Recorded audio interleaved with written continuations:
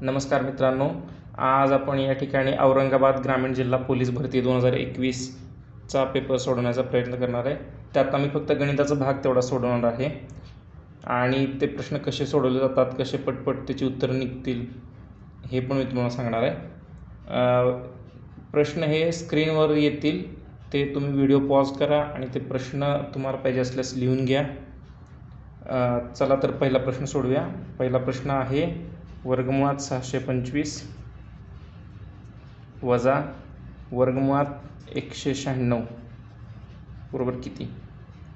आता यासाठी आपल्याला 1 ते 25पर्यंतचे वर्ग पाठ असणं फार आवश्यक आहे, कारण कॅल्क्युलेशन करून फार वेळ जाईल याच्यातून.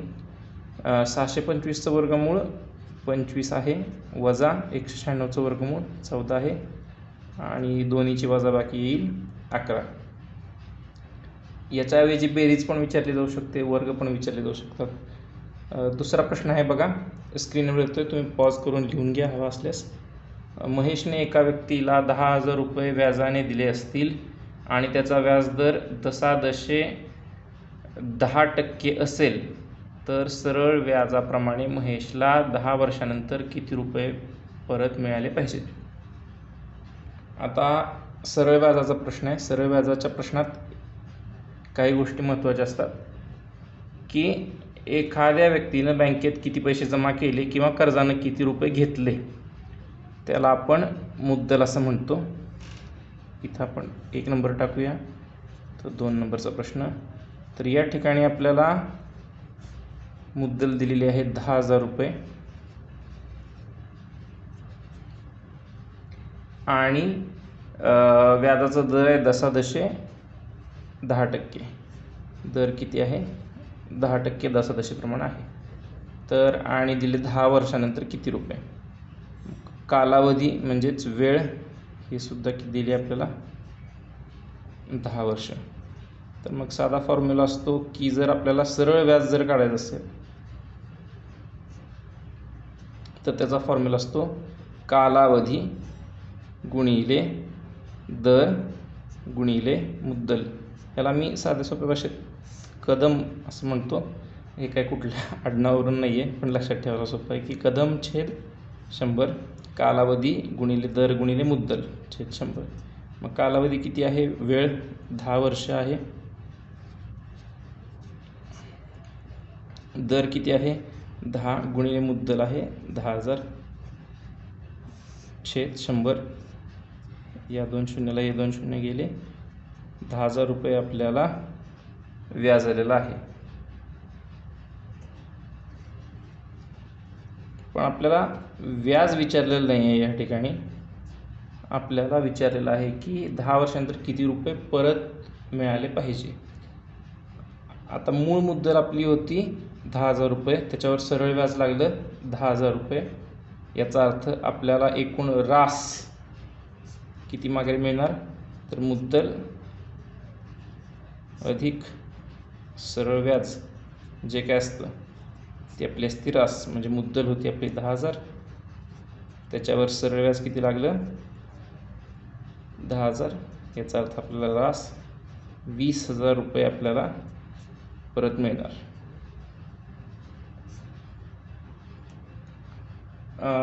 या अशा प्रकारच्या गणितात फार काही वेगळं विशेष नसतं, फक्त हा एकच महत्त्वाचा फॉर्म्युला आहे आणि हवा असल्यास हा दुसरा एक महत्त्वाचा फॉर्म्युला रासचा.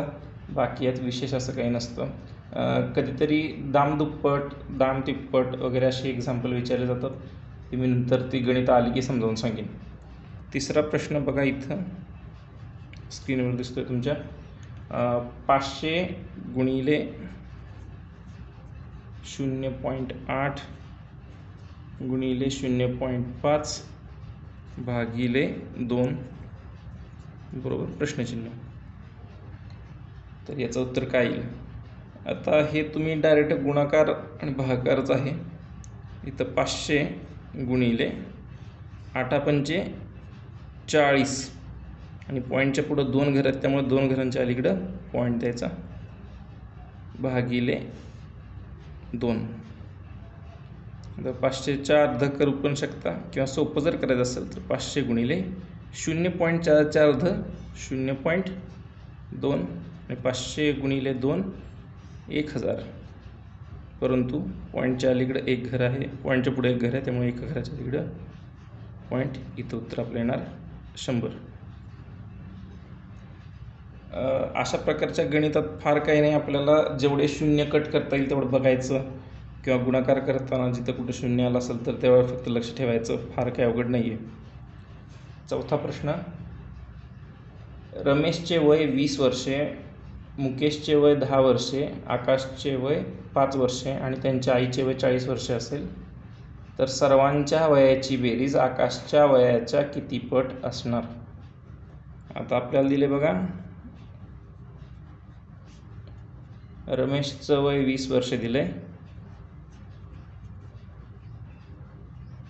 मुकेशचं वय या ठिकाणी 10 वर्ष दिलेलं आहे, आकाश 5 आणि त्यांच्या आईचं वय 40 वर्ष दिलेलं आहे. तर या सगळ्यांची बेरीज आपल्याला विचारली आहे की सर्वांच्या वयाची बेरीज आकाशच्या वयाच्या किती पट असणार? सगळ्यांच्या वयाची बेरीज किती होती आहे? 20 आणि 10 30, 30 आणि 40 70, 70 आणि 5 75, 75 ही विचारली आहे आकाशच्या वयाच्या किती पट आहे, म्हणजे आकाशच्या वयाने त्याला भाग घालावायचा. तर 5 एके 5 उरला 1 5 त्रिक 15, नाही 5 एकात उरले 2, 5 5 25, ठीक नाही, याचं उत्तर 15 असं यायला पाहिजे, 15 पट असलं पाहिजे. पाचवा प्रश्न, एका 400 मीटर लांब धावण्याच्या ट्रॅकवरती एक व्यक्ती अर्ध्या तासात 10 फेऱ्या मारत असेल तर त्याचा वेग किती? आपल्याला दिले बघा आता की 400 मीटरचा एक ट्रॅक आहे, म्हणजे अंतर किती दिलेलं आहे? 400 मीटरचा एक आहे आणि अर्ध्या तासात 10 फेऱ्या मारतोय. 10 फेऱ्या म्हणजे 400 मीटर अंतर आहे एका फेरीचं, गुणिले अशा 10 फेऱ्या मारल्या म्हणजे 4000 मीटर एवढं त्यानं अंतर पार केलं. बरं, हे करायसाठी त्याला वेळ किती लागला? तर अर्धा तास लागला, म्हणजेच 30 मिनटं धरूया, किंवा इथं आपल्याला पर्याय सगळे देताना ताशी किलोमीटरमध्ये दिलेत, मग हे सरळ मी किलोमीटर 0.5 किलोमीटर असं धरतो. आता बघा, वेगाचं एक साधं सोपं सूत्र आहे की अंतर भागिले वेळ. अंतर किती आहे? 4000 मीटर, पण आपल्याला इथं किलोमीटरमध्ये करून घ्यायला लागणार आहे, कारण आपल्याला पर्यायात सगळं ताशी किलोमीटरमध्ये दिलेलं आहे. मग 4000 मीटर म्हणजेच 4 किलोमीटर भागिले वेळ 0.5. असा जर भागाकार आला तर काय करायचं? असा जर भागाकार आला तर सगळ्यात पहिल्यांदा पॉईंट काढून टाकायचा प्रयत्न करायचा. पॉईंट काढून टाकायचं म्हणजे काय, खाली 10 गुणलं की पॉईंट निघून जाईल. वर पण आपल्याला 10 गुणायला लागेल, म्हणजे वर किती होणार? 40. 5 आणि 40 भागलं 5 8 40. वेग किती आला आपला? ताशी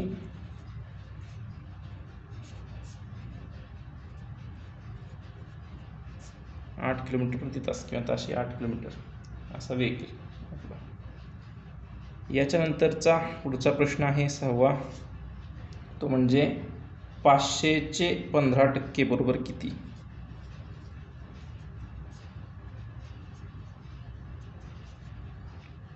टक्के कसे काढायचे?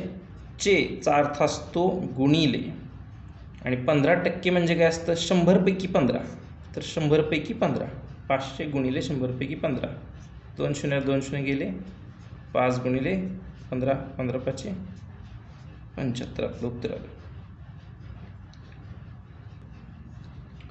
याच्यानंतरचा पुढचा प्रश्न आहे की 4 गाड्यांचा वेग ताशी 10 किमी, ताशी 40 किमी, ताशी 50 किमी आणि ताशी 20 किमी असल्यास त्याचा सरासरी वेग किती? तर साधं सोपं आपल्याला डायरेक्ट वेगच दिलेले आहेत, त्यामुळे काही प्रश्न येत नाही.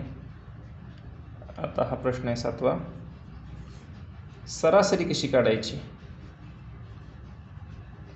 तर सरासरी म्हणजे एकूण बेरीज, की एकूण जेवढे आपल्याला आकडे दिलेत त्या सगळ्यांची एकूण बेरीज करायची,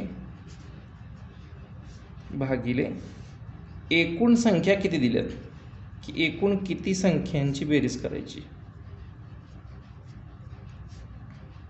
आता एकूण आपल्याला बेरीज कशी करायची. पहिला वेग आहे 10चा, दुसरा वेग आहे 40चा, तिसरा आहे 50चा आणि अधिक चौथा आहे 20चा. ही सगळ्यांची झाली बेरीज.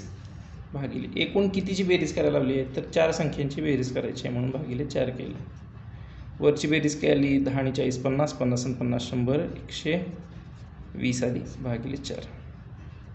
तर 120ला 4 भागल्यावर उत्तर येतं 30. तर आपली सरासरी किती आली, ताशी किलोमीटर प्रति तास असं उत्तर येईल.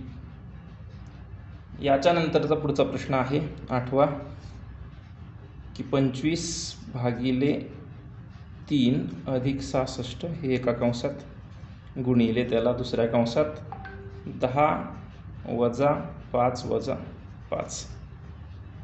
तर हे कसं सॉल्व करायचं बघा. सगळ्यात पहिल्यांदा कंस सॉल्व करून घ्यायचा. आपल्याला पद्धत माहिती आहे कंचे भागुबेव, पण त्यात थोडंसं एक चूक आहे की कंसाचे, की पहिल्यांदा आपण जरी कंस सोडवणार असतो तरी भागाकार किंवा गुणाकार जो आधी येईल तो आधी करायचा आणि त्याच्यानंतर बेरीज वजाबाकी करायला घ्यायची आणि बेरीज वजाबाकी जे आधी येईल ते करायचं. बघा कसं. तर काय येणार, पहिला कंस सोडूया आपण. 25 भागिले 3. आता 25 भागिले 3 बघूया आपण काय करता येईल. तर सध्या हे आपण असंच ठेवूया. 25 भागिले 3 अधिक 66 हे असंच ठेवूया गुणिले.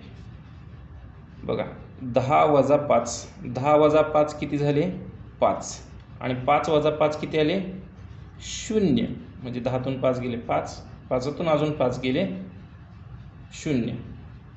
मग इथं बेरीज गुणाकाराला 0. आता इथं काही काय जरी आपलं उत्तर येईना, इथं गुणाकाराला आपल्या इथं 0 आणि 0नं कोणत्या जरी संख्येला गुणलं तरी उत्तर काय येतं 0.